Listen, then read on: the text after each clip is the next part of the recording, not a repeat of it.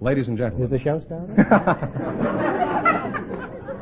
This is the kind of a show you can't tell when it started or not. As soon as they stop laughing, you know the show has started.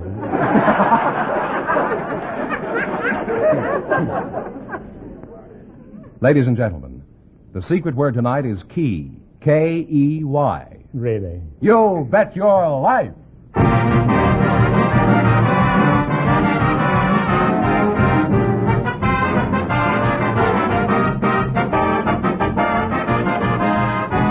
The more than 3,000 DeSoto Plymouth dealers of America present Groucho Marx in You Bet Your Life, the comedy quiz series produced and transcribed from Hollywood. And here he is, the one, the only... That's me, Groucho Marx.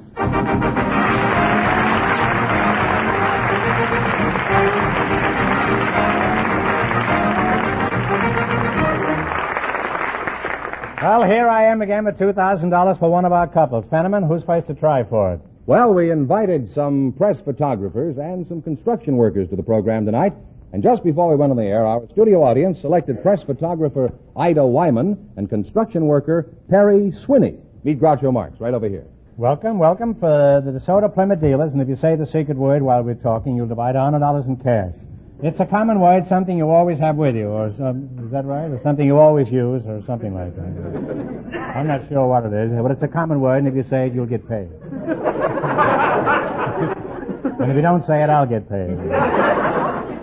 Miss Ida Wyman, huh? Yes, You're a photographer? I am. Where are you from, Ida? Malden, Massachusetts. Malden? Uh-huh. Oh, no. Played there many years ago. About 100 years ago. Yeah. You don't remember that? That's before your No, time. a little before my time. Yes, you were just a gleam in your old man's eye at that time. I think You know it's what? before my father's time, too.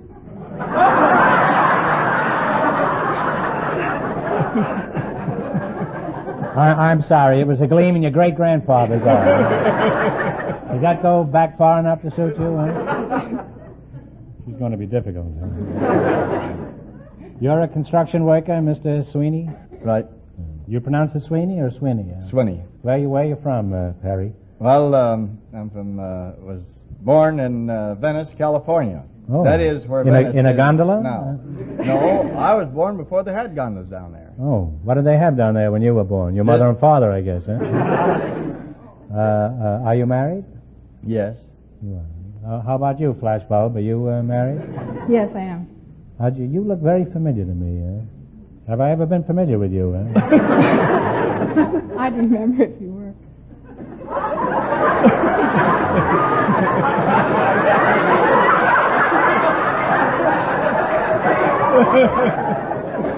Well, at least that makes up for that crack about your grandfather. Huh?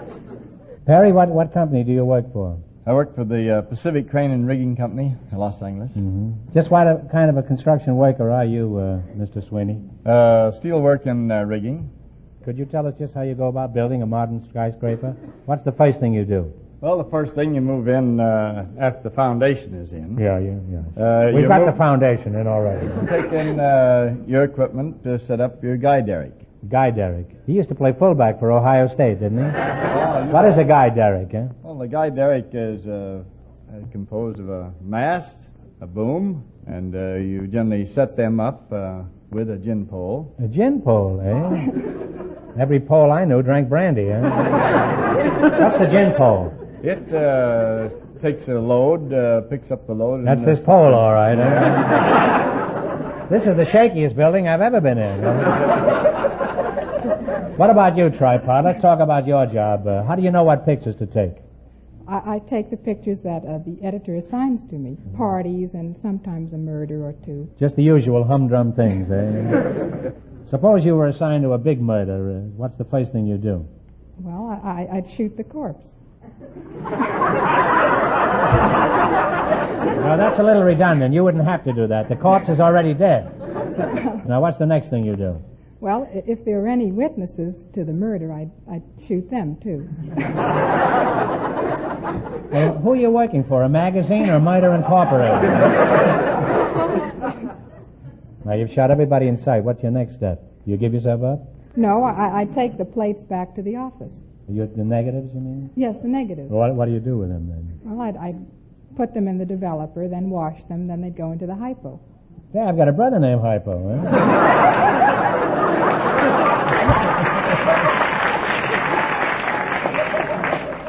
Tell me, what is Hypo doing there? Huh? Well, hypo fixes the image on the film. Well, I'm glad Hypo's finally got a job.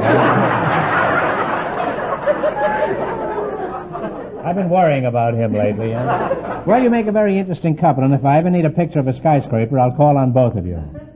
Now you're going to get a chance to play to bet your life for a chance of $2,000. Right now, I want you to pay close attention to Fenneman.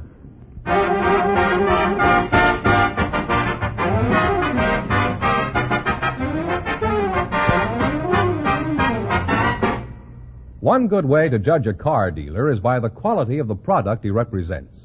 And since a DeSoto Plymouth dealer represents two of the finest automobiles built, the DeSoto and the Plymouth, it's easy to understand why each dealership takes such pride in the work they do, even the smallest of service jobs.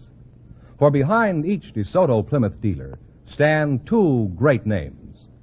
Every time you see the name DeSoto on a car, think of the word safety. No car in America has bigger brakes than DeSoto, and they stop you at the slightest touch.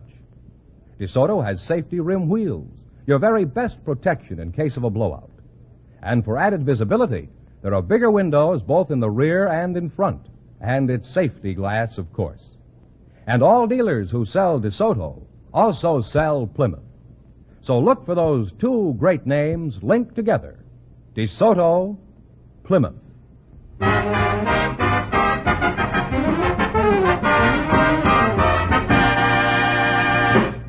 Here we go. Let's see how high I can build you $20. You selected an observation test as your category. George, explain the rules. All right, I'll do that. Each of our three couples has $20. They bet as much of that 20 as they want on each of four questions. The couple that earns the most money gets a chance at the $2,000 DeSoto Plymouth question at the end of the show. Our other two couples are in a waiting room off stage, so they don't know what's happening out here, you see. Ready? Okay. Okay, now let's see if you two will get a chance at the $2,000. Here's your first question. How much of the 20 will you risk? 10, he says. 10? All right, Perry. What picture is on the regular issue of the 3-cent postage stamp?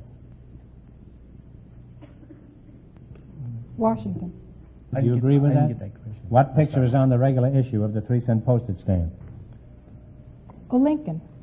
No, I'm sorry. You could have had all the presidents, but so far you haven't gotten around to the right one. It's Thomas Jefferson. Haven't you ever taken a picture of Thomas Jefferson? No.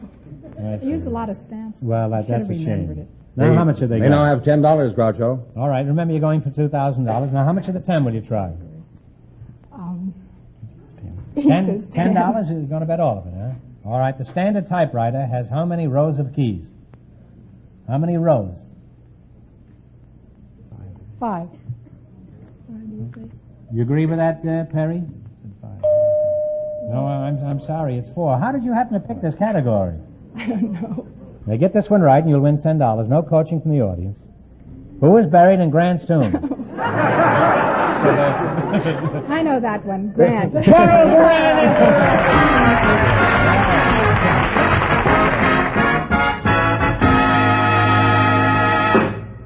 Thanks and good luck from the DeSoto Plymouth dealers. Groucho, Yes? the secret word is still key. Just before we went on the air, our studio audience selected a driving instructor and a housewife. And here they come now. Mrs. Etta Wells and Mr. Wes Stedman. Come over here and meet Groucho Marx. Welcome to You Bet Your Life, and if you say the secret word, you'll split $100 between you. It's a common word, something you always have with you. Driving instructor and a housewife, eh? Mrs. Wells, where are you from? I'm from Millville, Ohio. Millville, where is that? Oh, that's near Cincinnati. And Mr.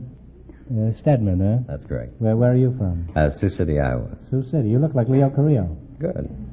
What does your husband do, Mr. Stedman? No, that's Mrs. Mrs. Wells, what does your husband do? At present, he's a skunk trainer. How did you meet your husband, man? I hope it isn't what I'm going to hear. Huh? No, I met him in Ohio. I had a hobby hooking rugs. And You hooking rugs from where? Department stores? well, I was hooking rugs, and And didn't they ever catch you? no. Well, I was getting real good at it, and You must have had quite a pile at home, eh? Well, I was getting so good at it that I was an instructor in it for a small school. In other words, you were a Fagin, is that it? Eh? You were teaching little children how to hook rugs? Well, then I went to the state prison, and Well, I should think so.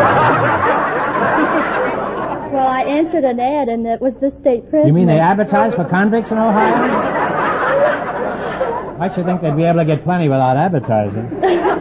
And well, I was teaching the people there how to hook rugs, and That's really cold to Newcastle, eh? and my boyfriend then, he was a guard there, and he was interested in hooking rugs too. And he came in the class that I had, and I taught him, and now he's better at it than I am.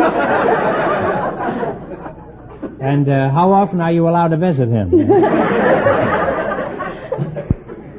Now, Mr. Stedman, you're still over there, aren't you? Yes. Thought maybe you're taking a little drive around the block. Where do you do your instructing? At Cheney Brothers AAA Driving School. AAA Driving School. What is that, Automobiles Anonymous? No, it doesn't mean a thing. It just puts us first in the phone book. Where is the school of yours located? It's in Hollywood, just below the boulevard. How far below? 6 feet? It's certainly safer than being on the boulevard if you're going to teach. Suppose I wanted to take a course in driving. What's the very first thing you do? Well, you'd have the lady at the reception desk gather up your experience. That sounds like fun, but when do I learn to drive? As an instructor, just what do you teach your students? Hooking rugs? No, we Hooking automobiles? no, we teach them how to turn, how to park. You have to Stop teach people and to start. turn? That's right. I thought that was the easiest part. Suppose I came to a corner and wanted to make a left turn. How do I do it? Well, you put your left hand up here at 11 o'clock, and Suppose it's only 7:45.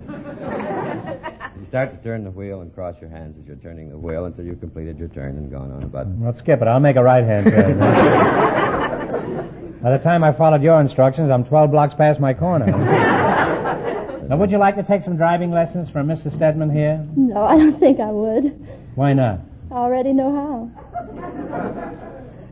Isn't there anything about driving that you could learn from Mr. Stedman? Oh, I think I could have some help in parking.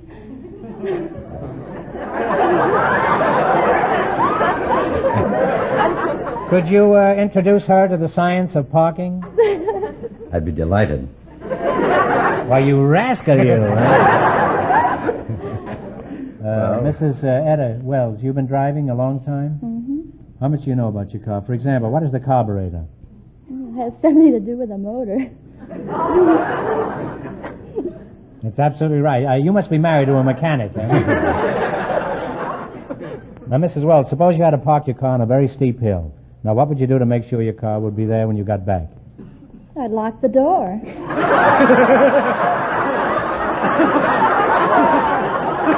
That's a good idea, Mrs. Wells. And in addition to that, I'd take the air out of the tires. Eh? We'll outwit those crooks, huh? And you go right on hooking rugs, Mrs. Wells, eh? Well, you make a charming couple, and I'm glad I've been standing in a safety zone all this time. Now, let's see how you two will make out in the battle for the $2,000. You've got to work together as a team and run your $20 into more than our other couples. I can't tell you how much our first couple won, but Fenneman is going to remind our listeners. Our first couple lost all their money, so these people have a clear field. I guess they're reminded now. Now, here we go. Let's see how high you can build your $20. You selected national landmarks. Now, you have $20. Here's your first question. How much will you bet? 10. In what state do you find Independence Hall? That's right, Philadelphia, Pennsylvania. Philadelphia, Pennsylvania is right. Well, you're on your way. You had $30. Now, remember, you're going for $2,000. Now, how much of the 30 will you bet on your second question? What, 10, 20? Oh, about 20. All right, let's put 20. 20. In what state do you find the Mount Rushmore Memorial? Oh, that's in South Dakota. South Dakota is correct. They're really climbing now. They have $50. All right, you got $50. Here's your third question. How much of the 50 are you going to try? 40? All right, $40. In what state do you find the Gettysburg National Cemetery? want you to come to some definite conclusion between you. Gettysburg. Time's wasting. Arlington, West Virginia. No, I'm sorry. It's Pennsylvania. They now have $10, Groucho. All right, now you're down to $10. That's a shame. All right, here's your last chance to beat the other couples. How much will you bet? Shall we shoot it? Yeah. All right, $10. In what state do you find the famous White Sands National Monument? Never heard of it. Florida. Take a stab. It's as good as anything I could think of.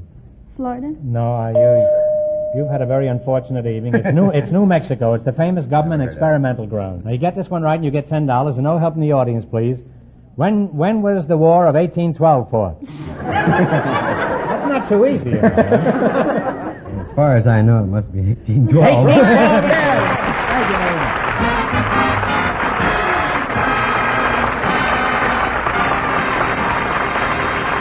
The dealers, and if you say the secret word, you'll divide $100 in cash instantly. It's a common word, something you always have with you. Evelyn Blevins, huh? Yes. You're a very pretty girl, Evelyn. Thank you. Where are you from, Evelyn? Oh, I'm from Oakland, California. What sort of work do you do? Car hop. A car hop, huh? Let's see you hop around, would you? I left my slacks at home. Oh. Where do you do your car hopping? Tiny Raiders at Sunset and La Brea. What are your hours? Reuben Friendian? Friendian, is that right? That's right. Where are you from, Reuben? I'm from Persia. Where? Persia. Persia? That's right. Why did you leave Persia? Didn't like the melons? No. No, the melons are in Pittsburgh, aren't they? Isn't that ridiculous? How old were you when you came to this country? 24. And how old were you when you came to this country, Evelyn? I was born here. Right here in NBC? What sort of work do you do, Reuben? I'm an instructor in international language school. International languages you instruct? I see. That's very interesting. How many languages do you speak? 4 altogether. 4 altogether, huh? Let's see you do that, huh?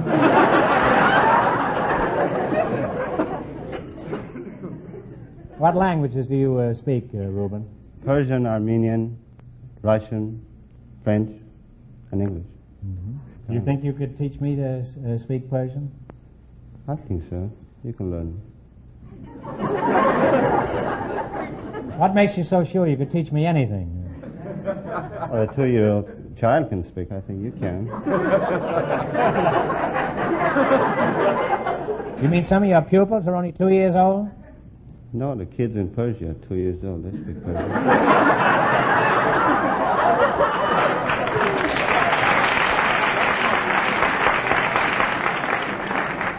You speak 6 languages. You also speak wisecracks. What is the hardest language to learn, Reuben? I think it's Chinese.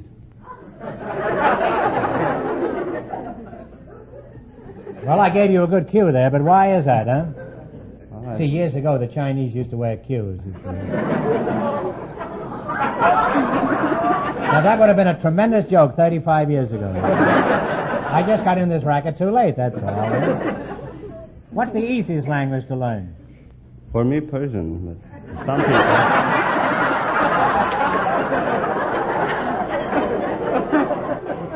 For some people, I think it's Spanish. Spanish? You mean for Spaniards? Oh, for most of the people. Well, I guess Spanish. one man's Spanish is another man's Persian, huh? Does anything unusual ever happen to a foreign language teacher, Reuben? Well, once I tried to impress a girl. What's unusual about that? Well, I was trying to pretend I'm a big shot. And I invited her to a restaurant. We went there and we sat down, we had a drink. Everything was fine until I got the check. I reached in my pocket, no money. No wallet. Then I told the waiter, I said... You didn't meet a girl that was hooking rugs, did you? What happened? I told the waiter I'll take care of it. No, I called my friend and told him to bring some money. And I told the manager, as soon as you get the money, just take your handkerchief out and blow your nose so I know it's all settled. What's this? Would you mind giving me that last part over again? You mean you go in a restaurant and instead of paying your check, you just blow your nose and you get out?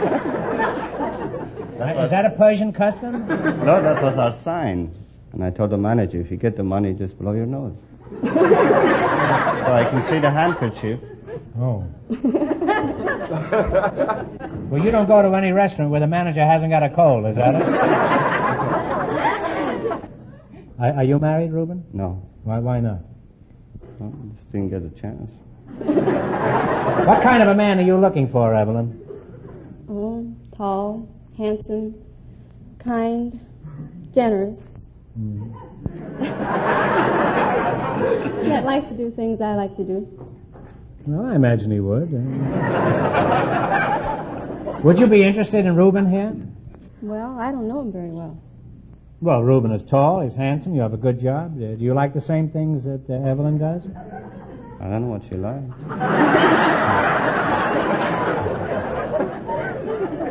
Well, let's find out, huh? What are some of the things that you like, Evelyn? Well, I like to go bowling. You like bowling, Reuben? I'm crazy about it.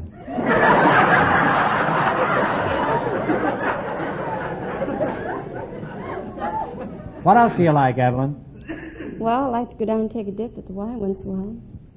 Reuben, don't tell me you like to go swimming at the same time. I bet you'd be crazy about it, though.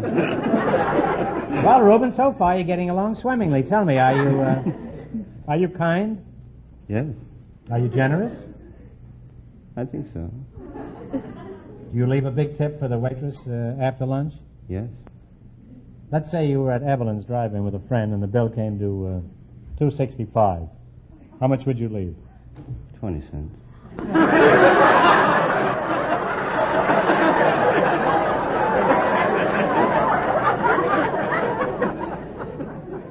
Reuben, you may have a friend in the car, but you just lost one in the drive-in. Suppose Scrooge here and I drove into your mustard mausoleum. Suppose we drove into your mustard mausoleum. Now, what would you do first? Well, I'd walk over and give you a menu and come back for your order later. I see. Okay, I'll have a chicken salad sandwich and a vanilla malt.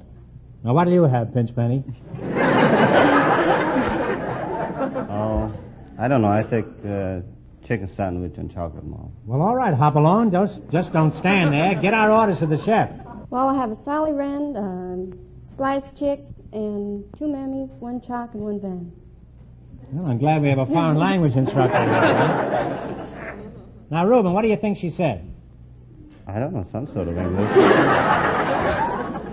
Reuben, you weren't even listening. You were just wondering who was going to be stuck with the check. Now you're going to play your bet your life. You beat the other 2 couples and you get a chance at the $2,000 DeSoto Plymouth question. I can't tell you how much our other couples won, but Fenneman's offstage to remind our listeners.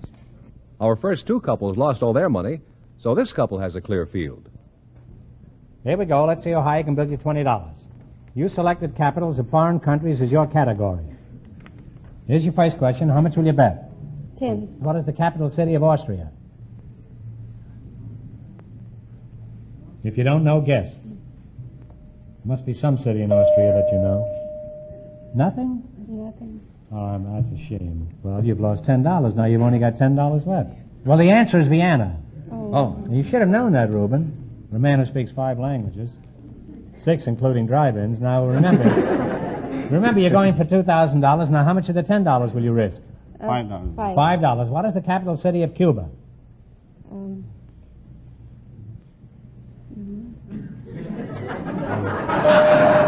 But I can't say it.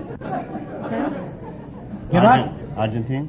Havana! Now you're down to $5. This won't do at all. Here's your third question. Now, how much will you bet on this?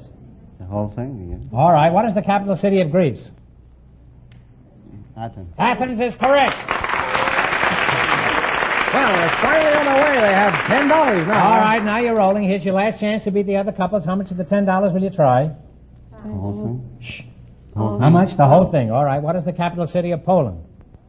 Warsaw. Warsaw is correct. And they wound up with a grand total of $80 And that means that How the much? car... $80, I'm sorry, eh? $20. They wind up with a grand total of $20. Grand total of $20. And that means that they, the car hop and the language teacher, with their $20, get the chance at the DeSoto Plymouth $2,000 question.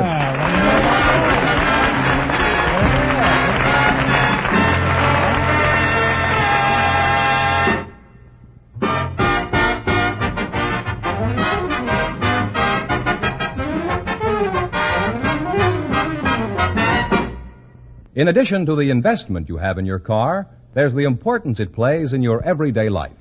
And that's why it's only common sense to have your car taken care of by an organization that really knows cars, that is equipped to service them efficiently, and has the type of personnel which combines skill and a desire to do honest work. This is the kind of car service awaiting you at a DeSoto Plymouth dealer's. Your DeSoto Plymouth dealer's service crew is truly skilled, so the mechanics take less time on the job. And, of course, time saved means money saved. They are trained in the latest factory methods, which means better work. Add to this the fair and square price you pay, and you see why it's worth your while to drive in where you see the sign of a DeSoto Plymouth dealer.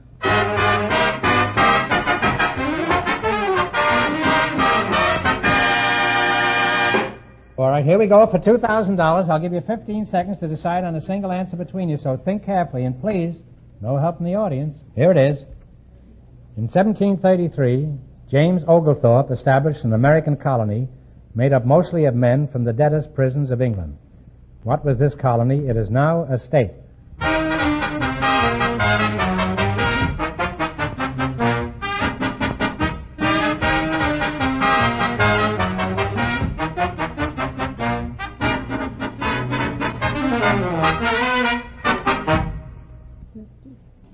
Massachusetts. No, I'm sorry, it's Georgia.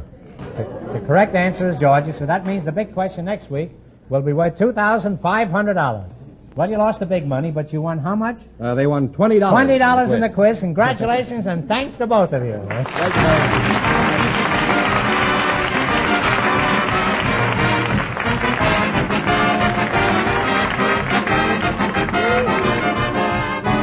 Be sure to tune in again next Wednesday night at this time for the Groucho Marx Show, when the big question will be worth $2,500. And don't miss Groucho's television show, also presented by the DeSoto Plymouth Dealers of America. And remember, all dealers who sell DeSoto also sell Plymouth. Two great cars, both products of the Chrysler Corporation. And when you drive in, tell them Groucho sent you. Good night, folks, and remember, just be sure to see your DeSoto Plymouth dealer.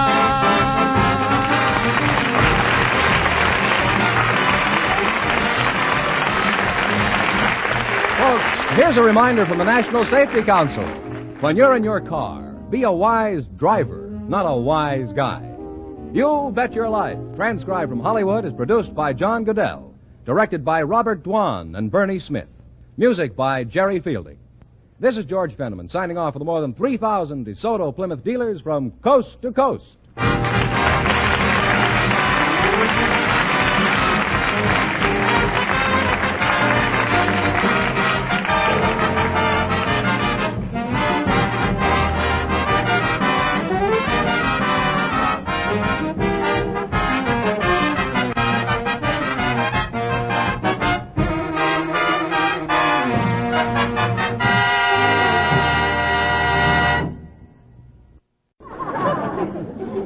Ladies and gentlemen, the secret word tonight is table. T-A-B-L-E. Really? You bet your life.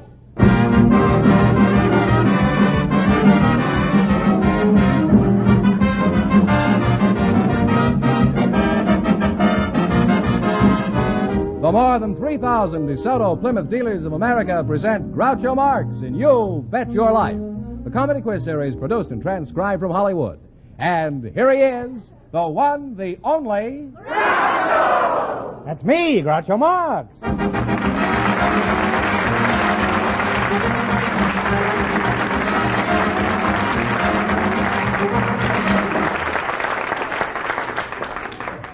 Well, here I am again with $2,500 for one of our couples. Fenneman, who's supposed to try for it? We invited some Swiss war brides to the program tonight, and just before we went on the air, our studio audience selected Mr. and Mrs. Warren Oakes. And here they come now. Folks, come on over here and meet Groucho Marx. Welcome, children, for the DeSoto Plymouth Dealers. And if you say the secret word while we're talking, you'll win $100 in cash. It's a common word, something you'll find around the house. Claire and Warren Oakes, is that right? That's right. Oh. You're a Swiss war bride? I am. You're a very pretty one. You're the groom, I presume. That's right. You're not quite as pretty, huh? But you're a fine, manly-looking fellow. Oh, huh? thank you. Where are you from, Warren? I'm from the Mile High City of Denver. Where? Denver, Colorado. Mm-hmm. What did you say before it was? The Mile High City. How do you know? Did you measure it? Well, I was told. Oh, believe everything that you're told. Eh? What sort of work do you do, Warren? Well, I'm in the advertising business for Acme Beer. Oh, is that so? Our display department. Yes. I don't remember a Swiss war. When was that, Claire? You say you're a Swiss war bride. Switzerland hasn't had a war since 200 years. Is that so? Well, for a Swiss war bride, I must say you hold your age very well. You don't look a day over 190. Where are you all from? No, that's right. That silly guy from Switzerland. Where are you from? From the Welshire district? The what's that? The Welshire district. Welshire district? Oh, that right. sounds like it's in Wales. Huh? It's a part of Los Angeles. Oh.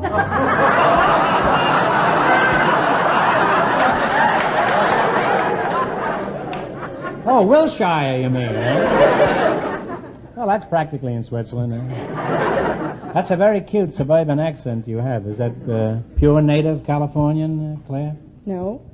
Must be a Swiss accent. Am I getting warmer? No. Don't be so emphatic. Stumble a little, eh? So I'll have company. What do you mean it isn't a Swiss accent? Why isn't it? I couldn't have a Swiss accent as we don't have any Swiss language. There is no Swiss language? No. Well, how do you talk to each other? You just stand on a mountaintop and yodel across the valley? We have 4 languages: French, German, Italian, and Romansh. What was the last one? Romansh? Romance? That's right. Which one do you speak, Claire? I speak French. Good. Well, how would you ask me for a kiss in French? I wouldn't ask you for a kiss.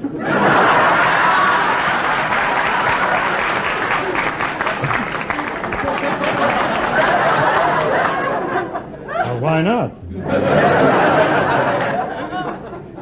So I'll throw on the charm here. You'll never suspect what I'm doing. Why not? I don't think my husband would like it. I'm not interested in kissing your husband. How would you ask him for a kiss in French? Donne-moi un baiser. He may be busy, but ask him anyhow. Maybe you better leave your name at the front office, huh?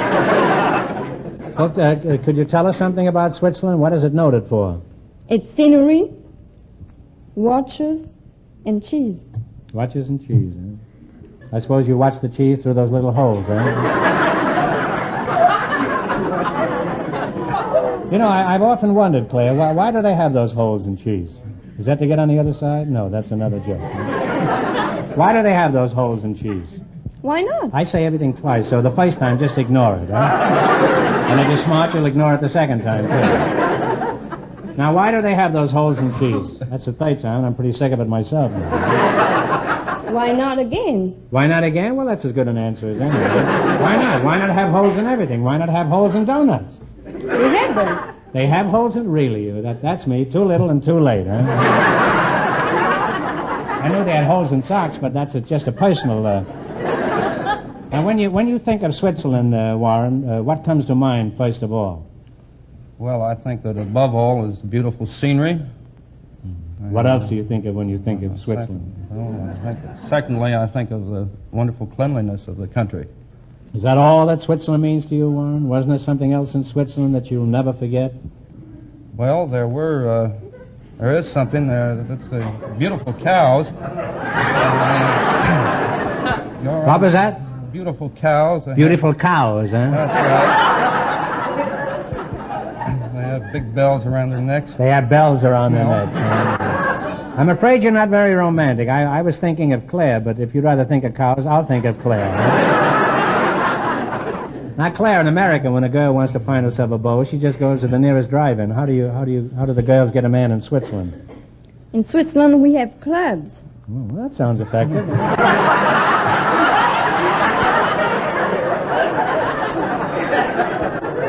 Just pick out the sucker you want and swat him with a club, huh? No, I don't. What do you mean? What kind of clubs?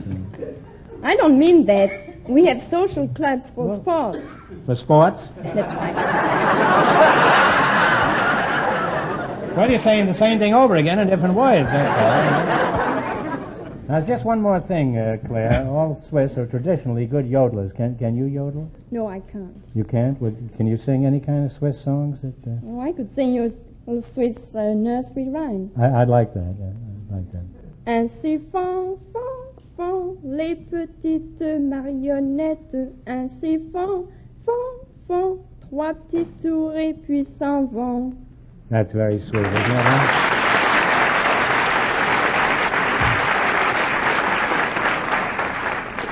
And now, if you'll put a diaper on me, I'll go to bed.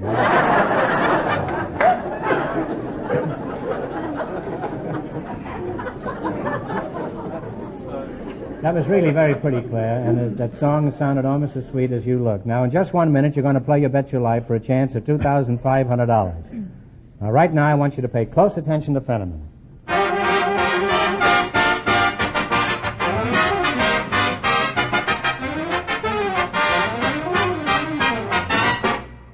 We all get a real feeling of pride in the car that we've bought for our family's use and enjoyment.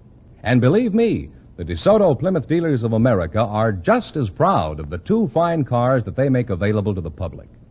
DeSoto is a stunning car to look at, a most comfortable car to drive.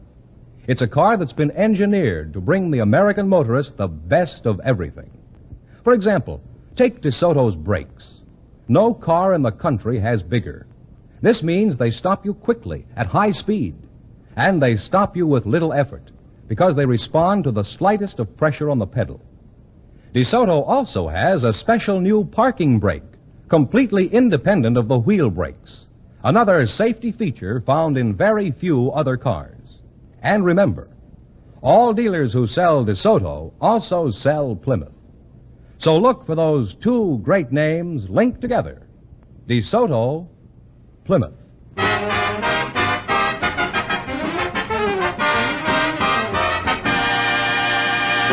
Now, let's see if you two will get a chance at the $2,500. Fenneman, explain the rules. Each of our three couples has $20. They each bet as much of that 20 as they want on each of 4 questions. And the couple that earns the most money gets a chance at the $2,500 DeSoto Plymouth question at the end of the show. You see, our other two couples are in a waiting room off stage, so they don't know what's happening out here.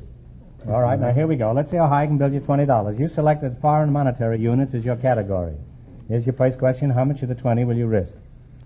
10. 10. All right, what is the monetary unit of Mexico? Pesos. Peso is right. And they're off to a good start, Groucho. They have $30. You're up to a flying start. Remember, you're going for $2,500. How much of the $30 will you bet? 25, 20, 25. 20. Okay. I know who's the boss in that outfit, huh? What is the monetary unit of Italy? The lira. The lira! You folks are really climbing now. You have $50. Yes, they have $50. That's King Lira. Now, here's your third question. How much will you bet? 40. Now, what is the monetary unit of Russia? The ruble. The ruble is right. Wow, they're really on their way now. They have $90. All right, you got $90, and here's your last chance to beat the other couples. How much of the 90 are you going to go for? Pretty dramatic, huh? Well, should we go for 80? Mm-hmm. Or 90? 90. Let's see. $90. The whole thing. What is the monetary unit of England? The shilling. Or the pound. Pound. Which is it now? Pound. The pound is right. And they wind up with a grand total of $180. Goodbye, Sam.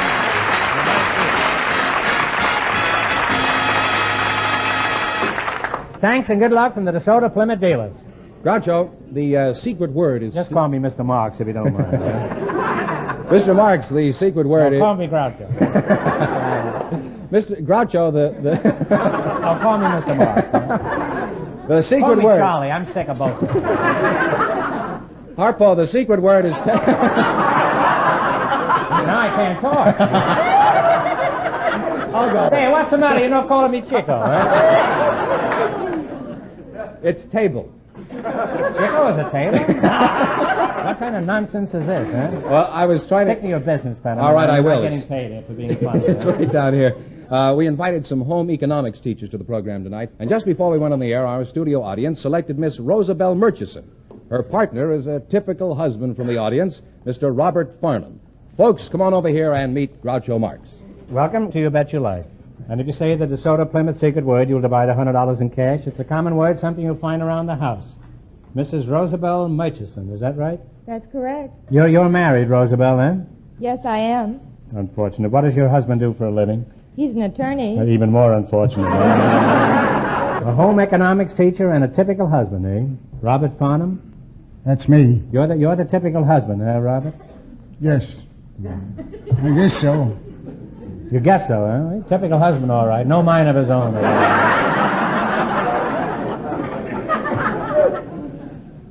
Where you from, Bob? New York City. New York City, huh? How long have you been married, Bob? 17 years. 17 years, huh? How'd you meet your wife, or vice versa? Well, I was a policeman out in Coney Island, and I jumped over the boardwalk and went out into the water in full uniform and saved this boy. I brought him out of the water and came back to the beach, and the next thing I knew, I was knocked down. And there was this girl slapping kisses at me and... What do you mean, slapping your kisser? I don't understand. Just telling me how grateful she was and for saving her brother and what she couldn't do enough for me. And here I was in a wet uniform, and she knocked me down in the sand, and the sand was in my pockets and in my shoes and clung to me. And then they invited me home, and they started feeding me goulash and pressing my pants and washing my shoes. Did you have the pants on when they pressed them, or...? No, I had them off. I was standing behind the curtain, and they fixed me up okay. And how did the uniform turn out? Pretty good? No, it didn't turn out pretty good. What'd you do? You quit the force after that? Oh, no, I'm still in the police department. You're still in the police department out here locally, you know? Or still in Coney Island, huh? I'm out here on a vacation. Oh. 30 days vacation. I see. Once you get 30 days, as a rule, it's not a vacation. Well, now, do you go down the boardwalk here and jump over occasionally, or do you wait till you get back to Coney Island? I'll wait till I go back to Coney Island. You came out alone? No, with my wife. Oh, your wife. Oh, you're here. You didn't come on a pleasure trip. Now, your husband is a... And your husband is a lucky man. He's married to a cooking teacher. Is that right? Yes. That's right. Does he crab about your cooking, or does he eat everything with relish? He eats everything I cook with relish. Well, if he has to eat everything with relish, your cooking can't be very good.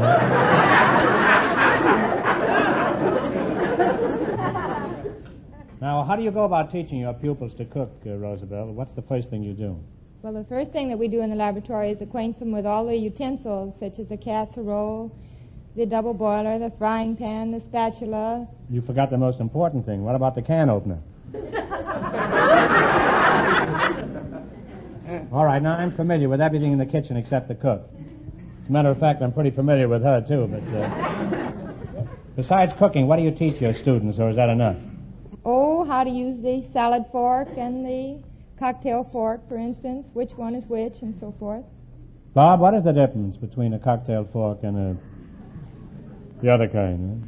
Well, salad fork, huh? Salad fork you eat your salad with.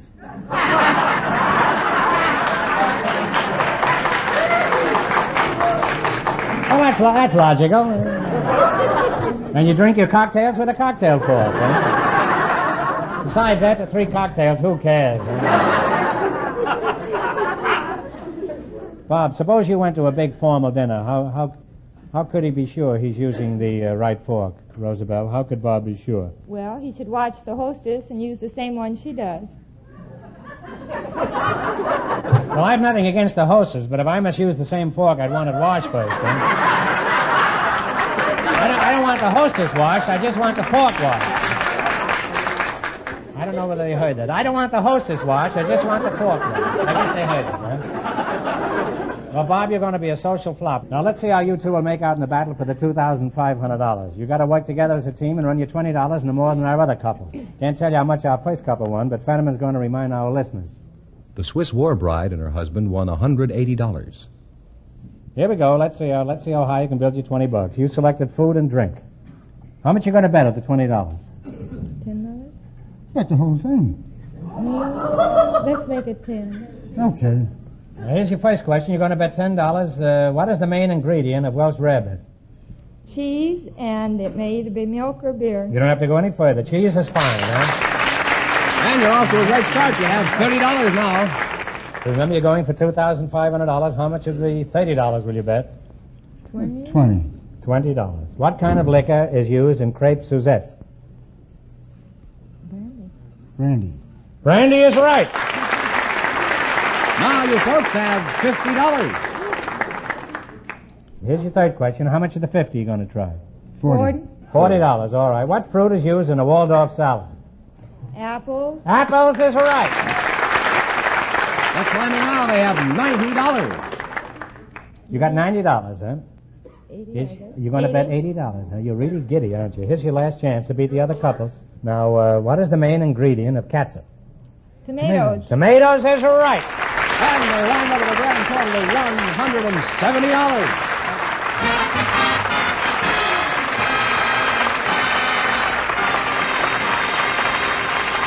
Thanks and good luck from the DeSoto Plymouth dealers. Thank you and goodbye, Bob, and take good care of your uniform. Huh? Well, Groucho, I guess we still know that the secret word is table. Uh-huh.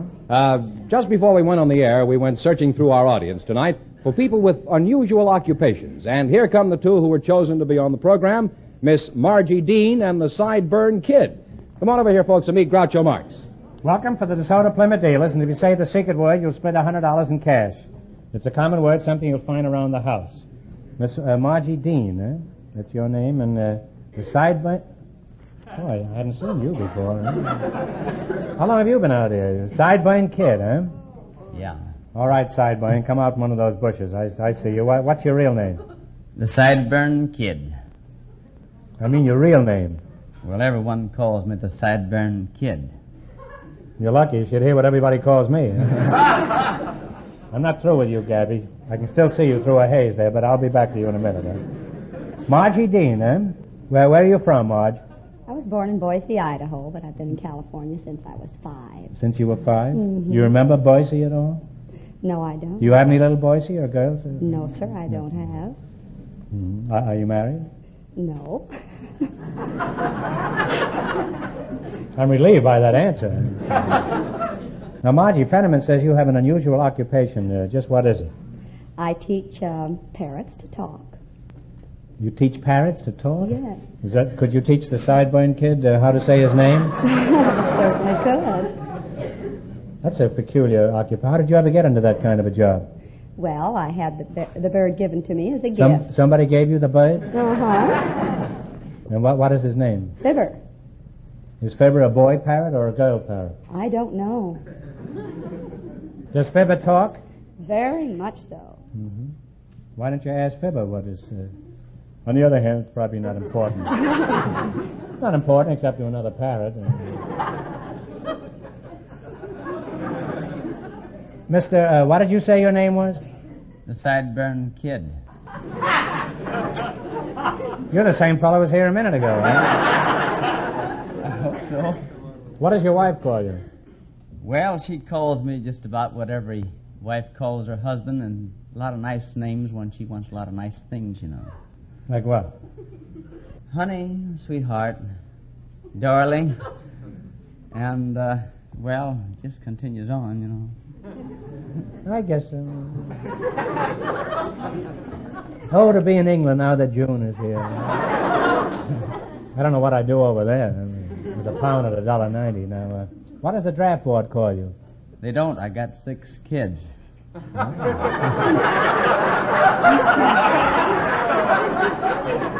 Well, you're more valuable to the Army by being a civilian.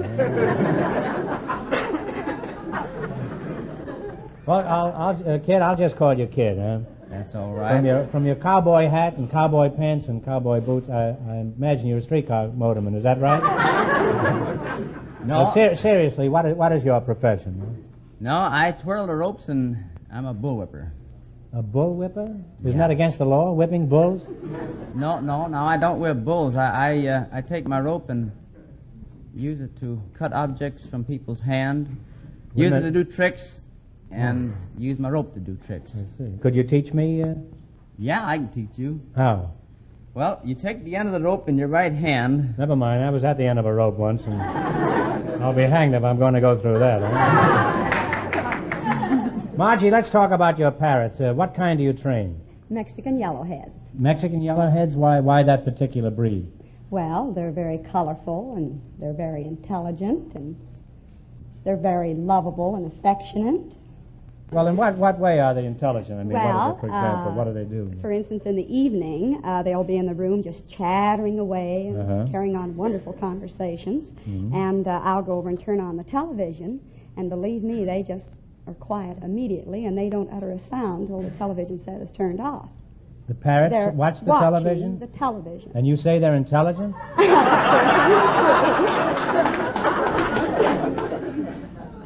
Now, Sideburn, what did you say your real name was?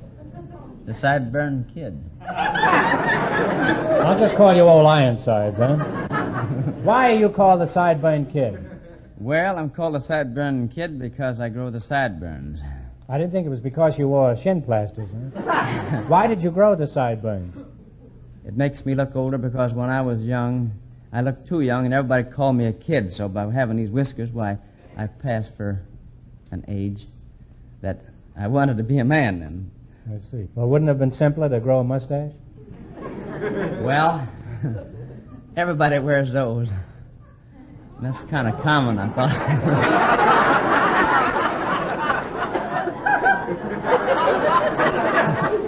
In other words, you wanted to attract attention, is that it? Of course you could attract attention just by drilling a hole in your head and planting petunias. Well, I never thought of that. Well, you're a couple of good sports, and if I ever need a parrot with sideburns, I'll call on both of you. Now, you're going to play You Bet Your Life. You beat our other two couples, and you'll get a chance at the $2,500 DeSoto Plymouth question. I can't tell you how much our other couples won, but Fenneman's off stage to remind our listeners. The Swiss war bride and her husband are still ahead with $180. Here we go. Let's see how high I can build you $20. You selected the young of animals and birds. Is that right? Right. You have $20. Here's your first question. How much will you bet? Well, let's see. No, we won't bet at all. We didn't have anything when we came in here. Let's go 50-50. Let's bet $10. Okay, Piker. Here's your first question, $10. What is a young lion called? A lioness. One answer between you now. Decide on one answer between you. Talk it over with him, huh? Okay, now. Cub. A cub is right, huh? Well, they're on their way. They have $30. They finished in last place in the National League. Now, remember, you're going for $2,500 tonight. How much of the 30 are you going to go for? 25. 25. What is a young goose called? A young goose. Not a duckling. Come on, kids. Young goose. What is it called? Time is a-wasting, huh? What is it? Young goose. Duckling?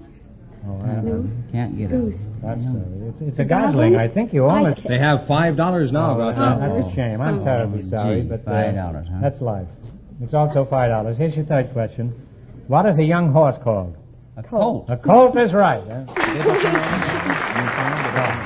Well, you're climbing again. Oh, you have climbing. $10. You've got $10 now. And here's your last chance to be the other couples. How much of the 10 will you go for? What have we got to lose Just at as this well point? bet it all. All right. All of it? What is a young cow called?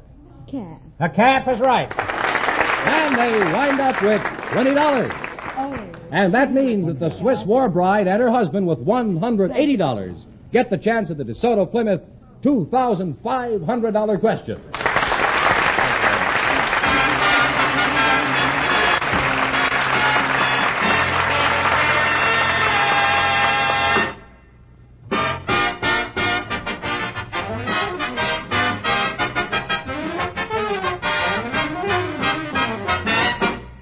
Nobody wants fast service for his car unless he's also assured that the best work will be done. Speed isn't that important. But at a DeSoto Plymouth dealers, wherever you live, wherever you drive, you can count on fast service as well as expert service. And here's the reason. In the first place, the mechanics who do the work at a DeSoto Plymouth dealers are trained in the latest factory service techniques. They know the best ways of servicing a car from bumper to bumper. And these expert mechanics get regular monthly training in factory methods, which keeps their skills up to date. Then there's the equipment the service crew in a DeSoto Plymouth shop has to work with. It's the very finest, the most modern that money can buy.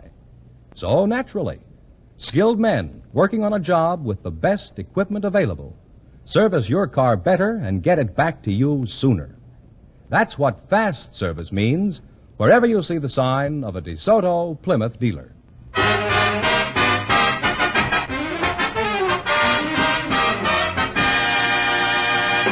And here comes the Swiss war bride and her husband all set for the $2,500 DeSoto Plymouth question. Good luck to you.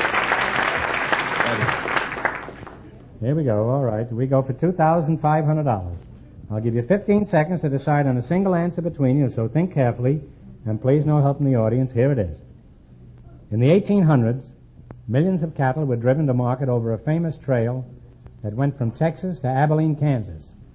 What is the name of this historic trail known in song and story?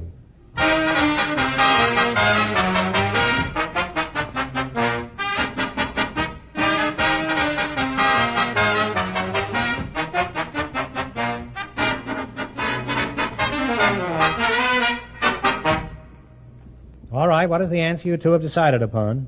The Santa Fe Trail? No, I'm sorry. It's the Chisholm Trail. I'm sorry. That's the correct answer, so that means the big question next week will be worth $3,000.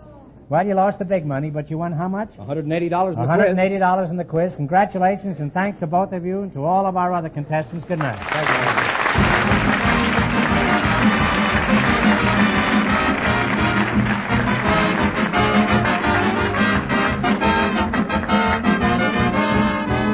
Be sure to tune in again next Wednesday night at this time for the Groucho Marx Show, when the big question will be worth $3,000. And don't miss Groucho's television show, also presented by the DeSoto Plymouth Dealers of America. And remember, all dealers who sell DeSoto also sell Plymouth.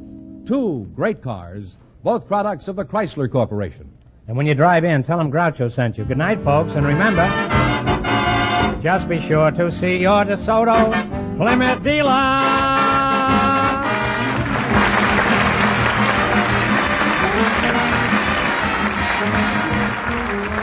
Folks, here's a reminder from the National Safety Council. Keep your wits and windshield clear. You Bet Your Life, transcribed from Hollywood, is produced by John Goodell, directed by Robert Dwan and Bernie Smith, music by Jerry Fielding. This is George Fenneman signing off for the more than 3,000 DeSoto Plymouth dealers from coast to coast.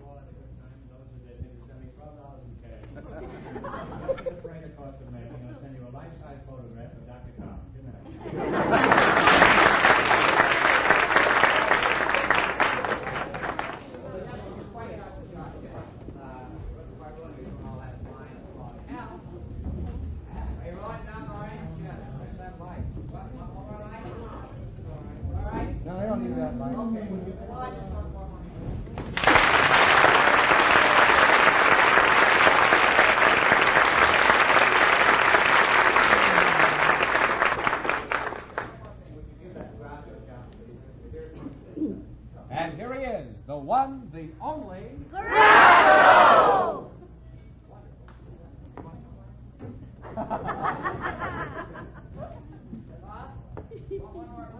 Another applause? All right.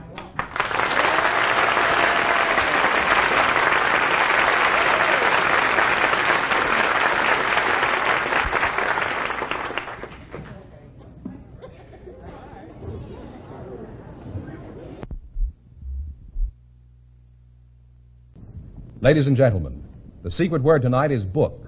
B-O-O-K. Really? You Bet Your Life.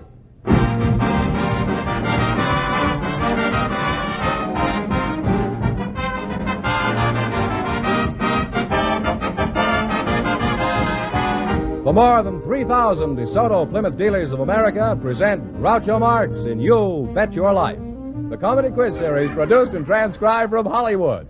And here he is, the one, the only... That's me, Groucho Marx.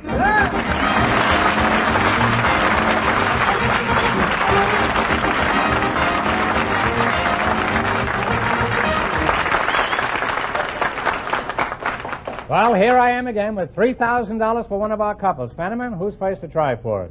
Well, Groucho, we invited some CBs and some patent attorneys to our program tonight. And just before we went on the air, our studio audience selected CB Henry Cano and patent attorney Bob Hodgson. And here they are, gentlemen. Right over here and meet Groucho Marx. Welcome, welcome, boys, for the DeSoto Plymouth Dealers. And if you say the secret word, you'll divide $100 in cash. It's a common word, something you see every day. CB and a patent attorney, Henry Cano. You're the CB. Where are you from, Henry? Monterey, California, the first capital of California. First capital of California? Right. This isn't the first capital I had in California. I had about $300 when I came here. Bob Hodgson. Where are you from, Bob? Berkeley, California. Are you married, Bob? Yes, I am. Now, how'd you meet your wife? Well, I was out pheasant hunting, and... You married a pheasant? No, I ended up bagging a chicken. That was your wife? Yeah, that's Did right. she know that you were regarded Well, she was as pheasant hunting, too. Oh, but she knows you call her a chicken in public life? Oh, sure. And she doesn't resent that? Mm-hmm. She thinks it's a compliment. Yeah. She'll be laying for you when you get home.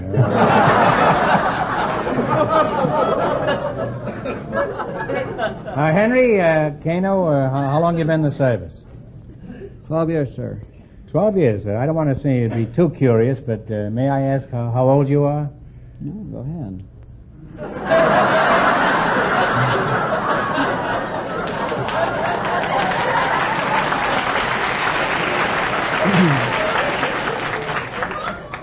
CB's landing early tonight. Well, okay. How old are you, Henry? 51. You must be the ancient mariner. Aren't you pretty old for the Navy? No. The Navy CB, they take men from 18 to 64. They're looking for men from 18 to 64, huh? Right, sir. Better stop making jokes about the draft board, huh? Well, could I volunteer? I've had a lot of experience, Henry. Yes, if you can fit in between 18 and 64.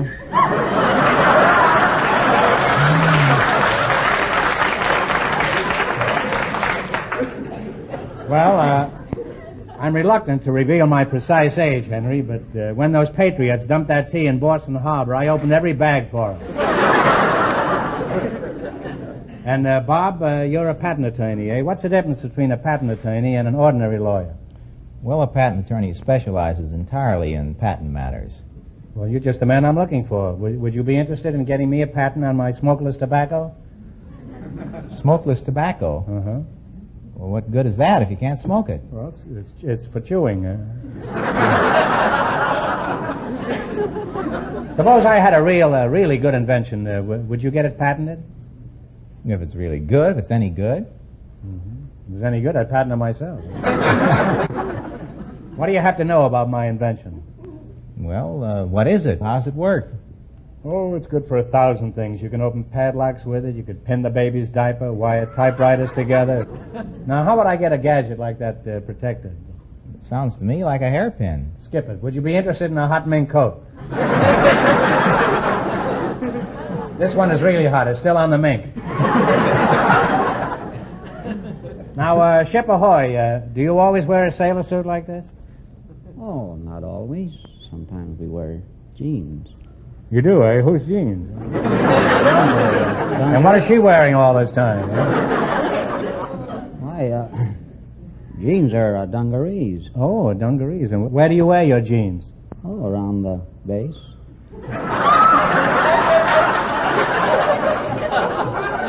I certainly can't think of a better place to wear them. You know, sailor suits have always intrigued me. I want to know the truth now. Do you wear a belt or suspenders? No, sir. We have 13 buttons. Well, why just 13? Why do you wear 13 buttons? Hold my pants up.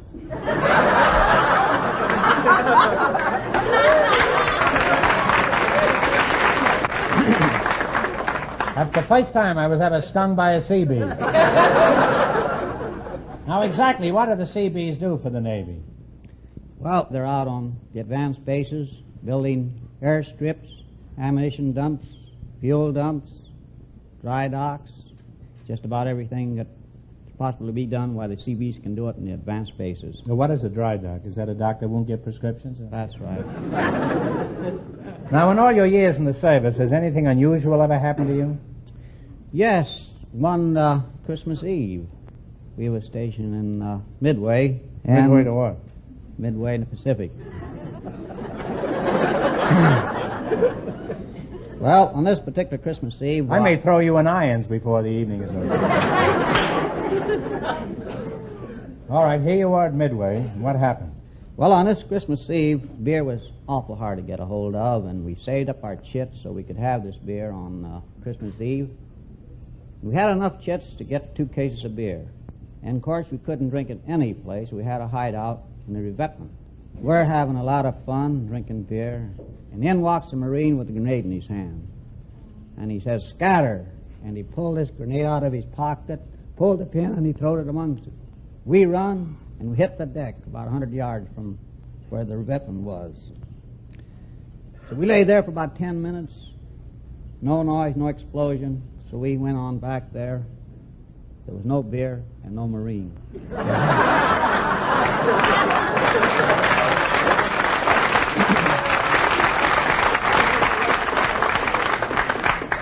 Did you plant those Marines out front who applaud for you tonight there in the third row? Are those Marines, Henry? Right there, those. Oh, I see. I better keep my mouth shut. That's his CO, he just told me. Now that you've no doubt done a lot for the Seabees, but do you expect to get anything out of the service, Henry? Yes. What? Me.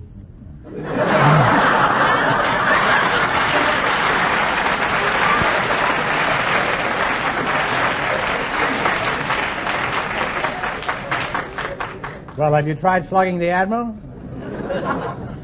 Well, even though your duties are different, I imagine the Seabees and the regular sailors go through the same maneuvers when they're ashore on a weekend pass, don't they, Henry? Oh, no. It takes a sailor 2 hours to find a invention apart. It only takes a Seabee 10 minutes. What do you do? Build it.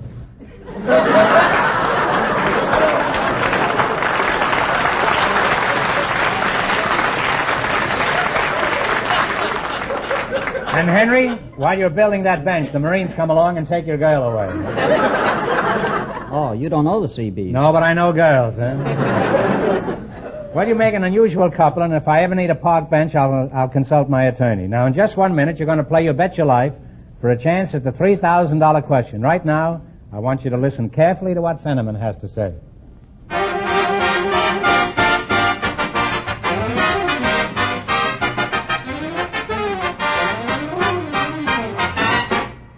You know, it's a good feeling to have complete confidence in the automobile dealer you go to, no matter why you've come in, whether it's about a new car or just a simple repair job. And that's the way thousands of car owners all across the country feel about their DeSoto Plymouth dealer. The reason is that DeSoto Plymouth dealers try to treat a customer fairly and squarely every time. These dealers, in addition to having the best service facilities, handle 2 of the finest cars built. The DeSoto is a beautiful car with long, clean lines, and it's such a comfortable car to be inside as well as to drive. It starts with a twist of the ignition key. It lets you drive without shifting. And as you drive, you sit on comfortable chair-high seats. Your steering is feather light. Yes, a DeSoto means comfort.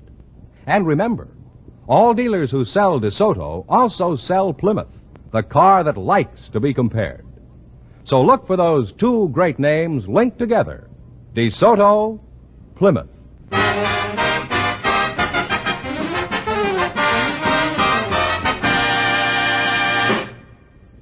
Now, let's see if you 2 will get a chance at the $3,000. Fenneman, explain the rules. All right. You each bet as much of your $20 as you want on each of 4 questions. The couple that earns the most money gets a chance at the $3,000 question later on in the show. Okay, here we go. Let's see how high I can build you $20. You selected famous United States generals as your category. Now, here's your first question. How much of the 20 will you try? Let's make it 10. Yeah. 10. 10? You have to split this swag with the CO out there? Huh? All right, what is the name of the general who commanded the Southern forces during the Civil War? Robert E. Lee. Robert E. Lee is correct. And you fellas are on your way. You now have $30. You got $30. Remember, you're going for $3,000 tonight. Now, how much of the $30 will you bet on your second question? 29. 29, man. Now, what is the name of the general who commanded the Union forces during the Civil War? Grant. Grant is right. Well, you two fellas are really climbing now. You have $59. You got $59. Here's your third question. How much of the 59 you going to go for? Shoot it all? No, this is the third question? This is the third question. Let's make it 58. $58. 58. Okay. What is the name of the general who commanded the American Expeditionary Forces in World War I? Pershing. Pershing is right. You're climbing, man. You have $117. All right, you got $117. I didn't know Fenneman could count that accurately. Scared me, too. This is your last chance to beat the other couples. Now, how much of the money you're going to go for? $117. Shoot the works. Shoot the works, huh? He's right back in the battleship. He's gonna shoot the works. What is the name of the general who wrote the book Crusade in Europe? Dwight Eisenhower. Eisenhower. Well, you fellas, you wind up with a grand total of $234. Thanks and good luck for the DeSoto Plymouth Dealers. Thanks and good luck from the DeSoto Plymouth Dealers. I take no chances. Groucho, the secret word is still book. Book, huh? Just before we went on the air, our studio audience selected a produce clerk, Max Candiotti, and his partner is a housewife from the studio audience, Mrs. Paulette Tidrow. Folks, come over here and meet Groucho Marx. Welcome to You Bet Your Life, and if you say the secret word, you'll divide $100 in cash. It's a common word, something you see every day. Max Candiotti, eh? Yes. And Mrs. Paulette Tidrow. That's right. Produce clerk and a housewife, huh? Mrs. Tidrow, where are you from? I'm originally from Lincoln, Nebraska. Mm-hmm. And Max, where are you from? Bronx, New York. How long you been out here, Max? Since 34. Mm-hmm. You like it here? Yeah, I like it pretty good. It's a qualifying compliment, we call that, eh? Why did you leave the Bronx? Oh, it's getting a little warm.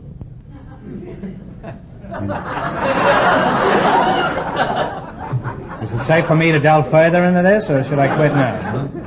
You mean it was getting hot for you there? The heat was on, Max?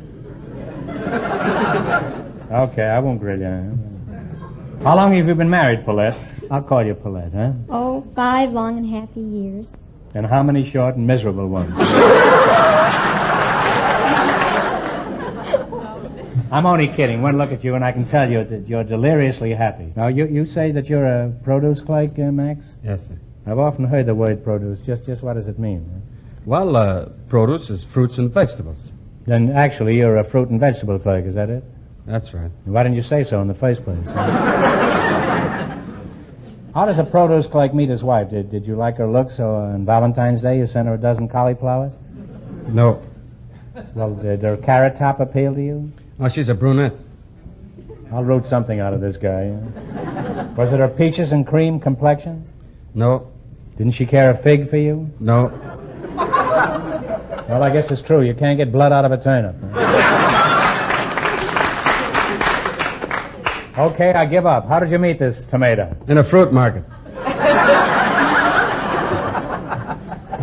Do you have any children, Max? Yes. Where is your vegetable market? Vaughn's Grocery Market in Inglewood. Now, how do you keep fruits and vegetables fresh, Max? For example, how do you keep broccoli fresh? Well, broccoli comes fast freight from Imperial Valley. If it's picked in the morning, it'll be on your table the same evening. I don't think so. I hate broccoli. I only eat it on hollandaise, that's all. Now, what frauds do you look for when buying vegetables, Paulette? Oh, I look for worms in the apples or rotten bananas. Or pears with spots on them. That's what you look for when you're buying vegetables. Now, what do you look for when you're buying fruit? I just told you. I guess I was listening to some other program. What are some of your complaints against customers, like Paulette, Max? Well, they come in, and first thing they wrestle with the tomatoes. They throw them all around. They're not in there to buy vegetables. Well, you two make a wonderful combination, and I now pronounce you combination salad. Now, let's see how you make out in the race with the $3,000. You've got to work together as a team and run your $20 into more than our other couples.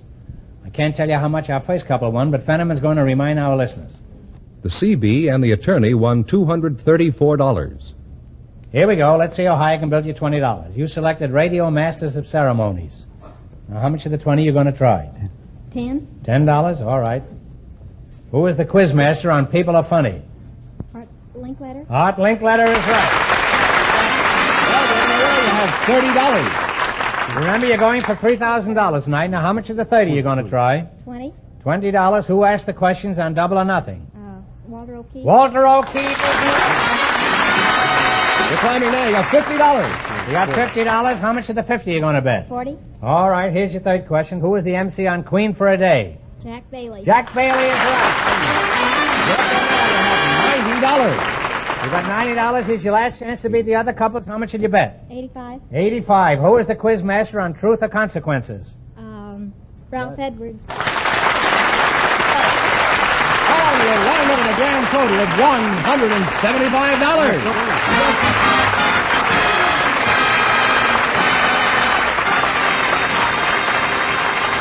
Thanks and good luck from the DeSoto Plymouth dealers. Groucho? Yes. Secret word is still book. Book.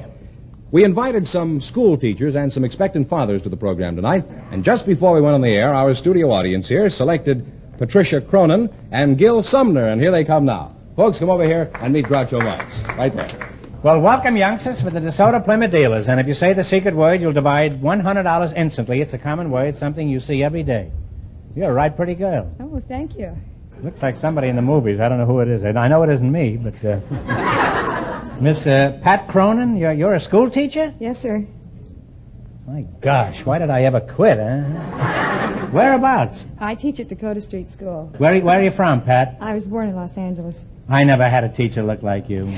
And you're Gil, huh? Gilbert, I imagine, is your full name, huh? Right. You're the expectant father? Now, where are you from, Gil? I was born in San Francisco, Mr. Marx. Uh-huh. Whereabouts? Well, I don't remember. I left San Francisco. Well, you were pretty young at the time. Yes. What sort of work do you do? Well, I'm with the Los Angeles branch office of the Information and Education Division of the Secretary of Defense. When the job is that long, the money must be very short. Huh?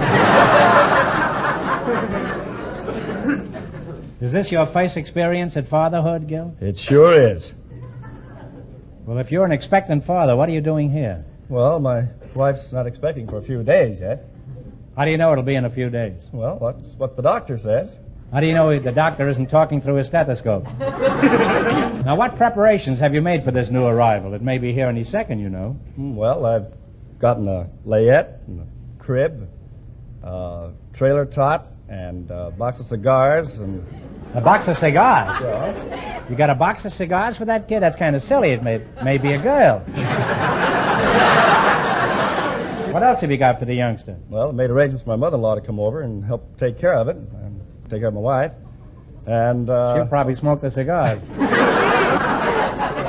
Well, I got some blankets and, bottles and lots of diapers and... How many diapers have you got? Oh, about a half a dozen.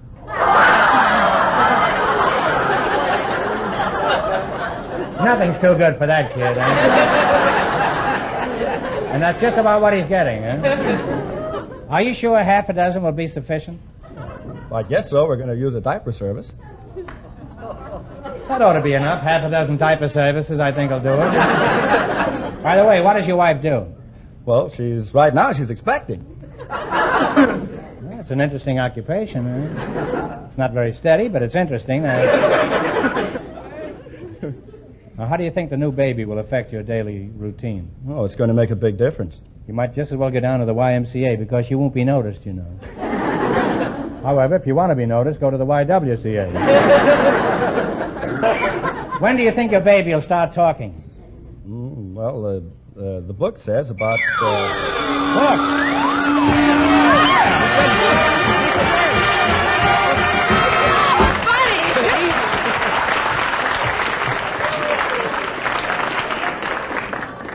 Pat, you and Dad have just split $100 over there. Do you know anything about children, Pat? Well, I think I do. How many children do you have? 34. You mean in school, of course. Oh, yes, in school, in my room. You couldn't have 34 children. You'd have to be at least 40. Unless you had 10 sets of quadruplets. Did you? Oh, no. What grade do you teach? I teach the 3rd grade. When do you think this future president will start talking, Pat? You know a lot about children. Well, he should start saying the basic words at about a year old. What are the basic words?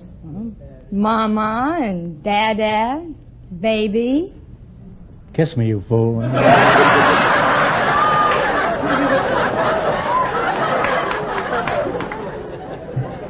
Pat, how come a pretty girl like you is still single? Have you thought of marrying the principal? No. Why not? He's a man and he's married. Well, the second answer is good enough for me, huh? Would you consider a CB with a park bench? Now, as a school teacher, I'm sure you've had many interesting experiences. Can you recall any that you could tell us, Pat? Well, yes, a recent one that happened. It was about 3 weeks ago, and the principal came out to my room after school, and he said... He's no fool. Married or no married, he's no fool. And he said, Miss Cronin, he said, you've got to get to work here, and we've got to teach some spelling to these children. He still calls you Miss Cronin after all these years? Oh, yes. Not even Pat or Patricia? No. Are they that stylish in school? All that formality goes on? Well... He calls me Miss Cronin. And he came out to my room and he had this piece of paper and I couldn't figure it out. And here it was in this little envelope. It had my name on the outside of it. So I opened it up and here it said, Dear Miss Cronin, I love you, honey. Love was spelled L-O-V and honey was H-O-N-Y. That's the way the principal spelled? No, it was from one of the children. Hey, Gil, have you got any news yet? Oh, it's early yet. Take it from an old hand. It's later than you think. Huh?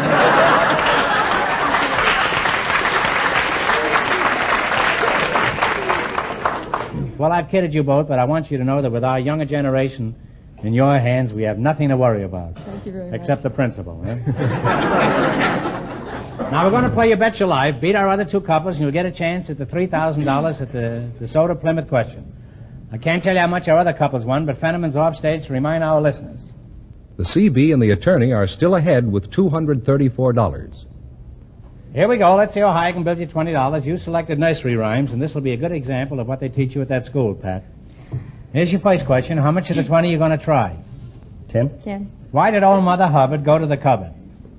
To get her poor dog a bone. That's right. You're absolutely right. Huh? And they're off to a good start. They have $30. Well, you're going for $3,000. Remember, that's the big money. Now, how much of the $30 you going to bet on your second question? 25.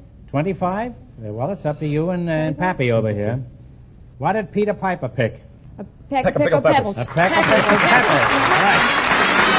And you now have $55. You have $55, and here's your third question. How much of the 55 are you going to go for? 50. 50? It's all right with me. If it's all right with Pappy. Okay. Yeah. What couldn't Jack Sprat's wife eat? Could eat no fat. Fat. His wife could eat no lean. That's right. Absolutely right. Well, you've won $105. You got $105, and here's your last chance to beat the other couples. How much will you bet? Shoot the words. 100? Shoot 100? Okay, shoot 100. 100? 100? All right. What did little Jack Horner eat in the corner? Sat in his corner eating his pudding pie. That's right, or plum. Either one is correct. Pudding pie. And you'll wind up with a grand total of $205. And that means the CB and the attorney with $234 get the chance at the DeSoto Plymouth $3,000 question.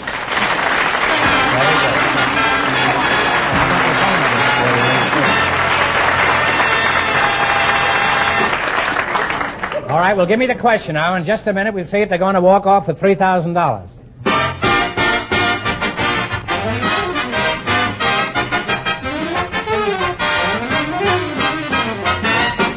You know, to get all the joy out of driving your car that you deserve, whatever its make, whatever its year, it should be lubricated regularly.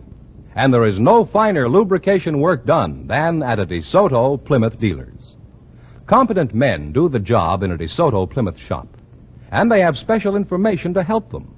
Things that aren't available in every Tom, Dick, and Harry's service shop. For example, they're furnished with special lubrication data that designate the dozens of places where lubrication is needed. In addition, they know the right lubricant for every part of the car, and also the right quantity. Add to this the skill of the men doing the work, the fair price charged, and the courteous attention you get at a DeSoto Plymouth dealers. Then you'll see why it will pay you to patronize a DeSoto Plymouth dealer.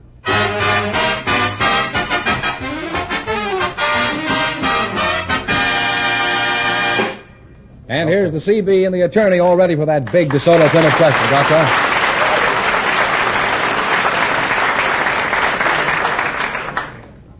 All right, sailor, beware now. This is your big chance. You'll have more money than the CO if you win this. All right, here we go for $3,000. I'll give you 15 seconds to decide on a single answer between you, so think carefully and please, no help from the audience. Here it is. Only 4 men signed both the Declaration of Independence and the Constitution. One of these men was much older and more famous than the others. For $3,000, who was he?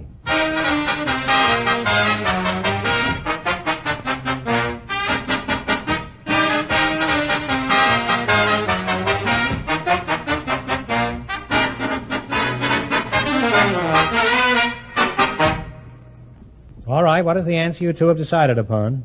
We guess Benjamin Franklin. Benjamin Franklin is right.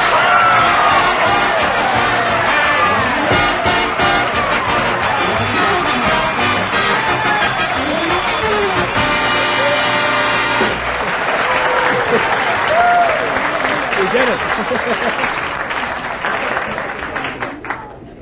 Oh. Come on, sailor, what are you going to do with all that money? You're going to buy a battleship, I'll bet, huh? Pay off the old GI. Oh, are you? Well, let's see. You won $3,000 plus how much? $234 in the quiz. Say, you really cleaned up tonight. Congratulations from the more than 3,000 DeSoto Plymouth dealers from coast to coast. You bet your life.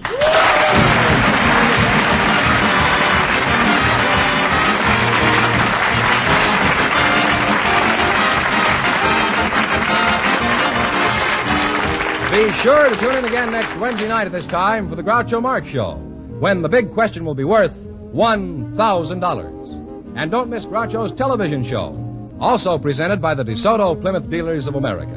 And remember, all dealers who sell DeSoto also sell Plymouth. 2 great cars, both products of the Chrysler Corporation.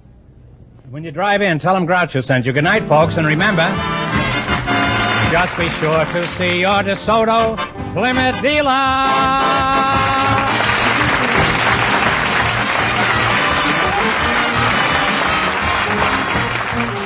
Folks, here's a reminder from the National Safety Council.